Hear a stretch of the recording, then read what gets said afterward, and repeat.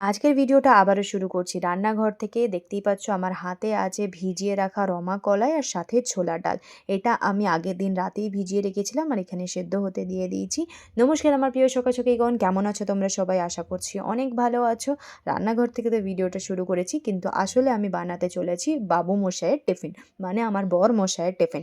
বানিয়েছি এখানে ছোলার ডাল দিয়ে একটু তড়কা, সাথে বানিয়েছি একটু পরোটা, আর ও ডিম খেতে খুবই পছন্দ করে তাই দিয়ে দিয়েছি একটা ডিম, যেটা তোমরা দেখতেই পাচ্ছ।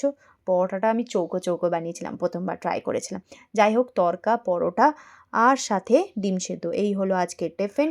টিফিন নিয়ে বরমশাই চলে গেছে ডিউটি, আর এদিকে আমি বসিয়ে দিয়েছি দুপুরের খাবার। আরও তাড়াতাড়ি বানাচ্ছি, আমার তো ডিউটি আছে, সাথে আমার শ্বশুর মশাই যাবেন দোকানে।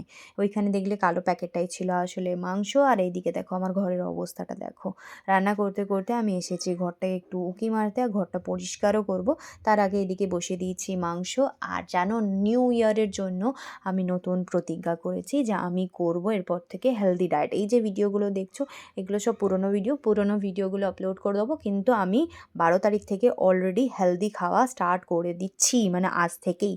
এই হলো আমার ব্রেকফাস্ট। সমস্ত কাজ শেষ করে আমি বসে গেছি ডিউটিতে। দেখা হচ্ছে না ভিডিওতে।